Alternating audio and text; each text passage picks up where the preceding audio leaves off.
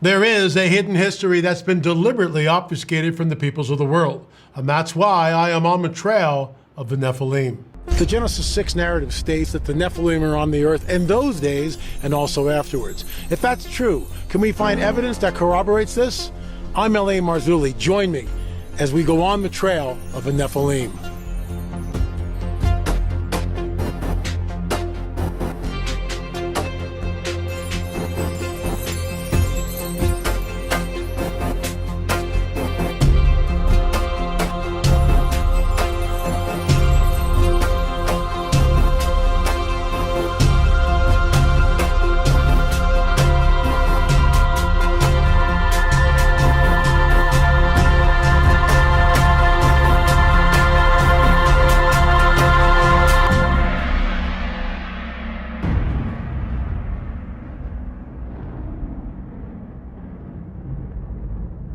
I think you'll find today's installment of On the Trail of the Nephilim very interesting. At least I hope you do.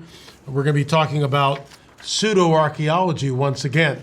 So we'll get into that and so much more. But first, a word from our intrepid sponsors. Hey folks, L.A. Marzulli here for Noble Gold. The second largest and third largest bank runs in history happened last month. Not making this stuff up. The government is taking steps to guarantee all of your deposits.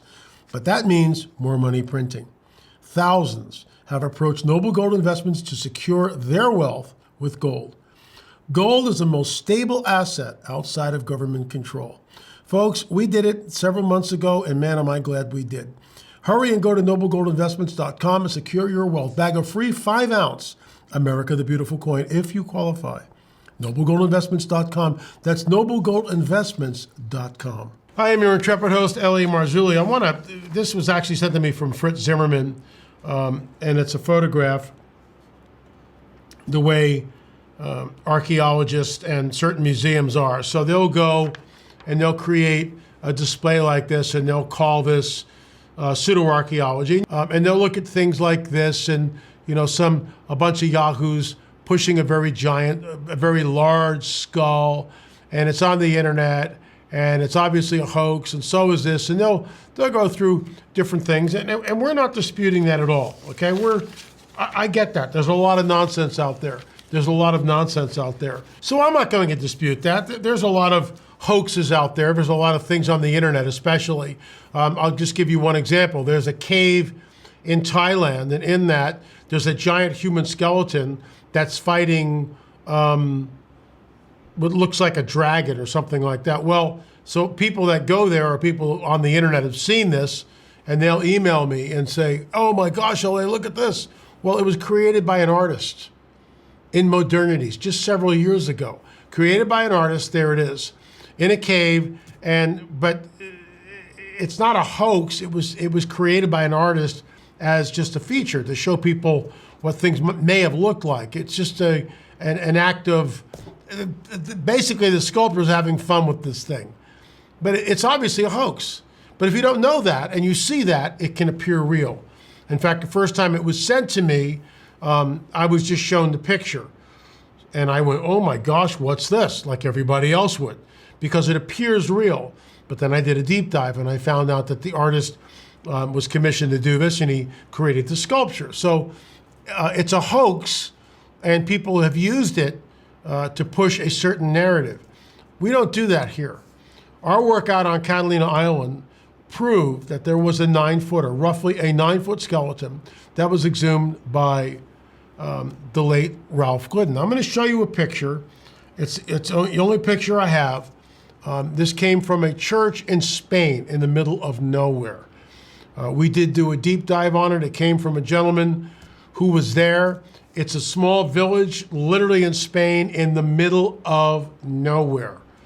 It's an ancient village, cobblestone roads, and this little Catholic church there that was all boarded up. This gentleman had access to it because his nephew apparently was the mayor of that little village, and so he had access to it a number of years ago. And he sent this picture to me.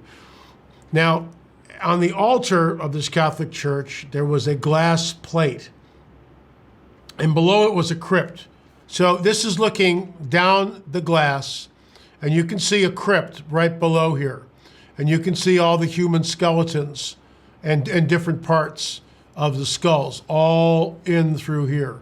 But what I want to call your attention to, and I'm going to zoom in a little bit closer if I can, is this figure right here. This is a giant that is standing up in the crypt. And according to the man who took the picture, there's the giant, there's the skull. According to the man who took the picture, this particular giant was at least 10 feet tall. That's what he estimated it at. You can see the skull and the eyes and the facial expressions. And we can also see that this skeleton is much larger and different than the other ones laying next to it. So this is really interesting, and this is how the game is played. Let me start with Catalina first. So we went out there, I went out there alone. I flew out. Terry Johnson actually flew me out in his plane. He's a flight instructor, and so I got to fly the plane, and we landed out in Catalina Island, and I was whisked away to the museum. I met John Boragina there, and he asked me, what do you want to see? I said, I want to see the photographs. So they had museum boxes that came out with the photographs. In that photograph was a picture of Ralph Glidden standing in front or behind him, and actually in front of Ralph is this unearthed skeleton in situ.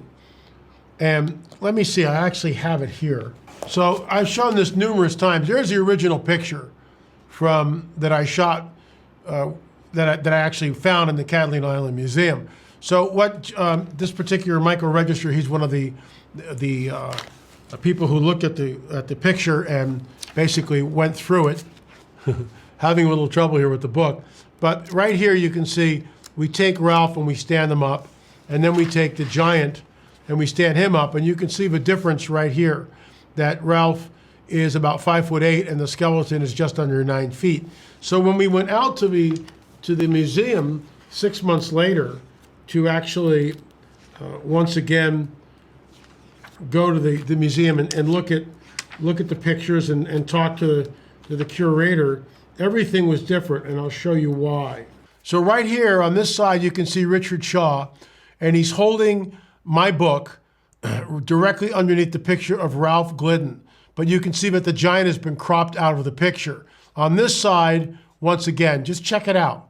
So this is how the Catalina Island Museum dealt with the fact that they had essentially been exposed, that there was a giant that was found there. 3 different people took the picture, did the analysis on the picture, and that particular skeleton was just under 9 feet.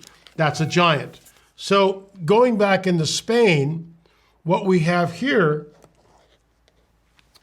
according to the gentleman who sent me that picture, I offered the town or whoever, the curator or the church, the priest, whatever, a $10,000 donation for just allowing us to go in, take pictures, do measurements, take a small DNA sample. $10,000, that's what I offered.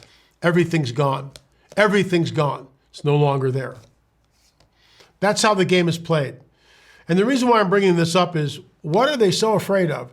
You and I and the people of the world have a right to know what is really going on, what happened in our past. We have a right to know these things, and yet they've been taken from us. They are deliberately obfuscated, not only on Catalina Island, but in Spain and every place else. The supernatural world is real.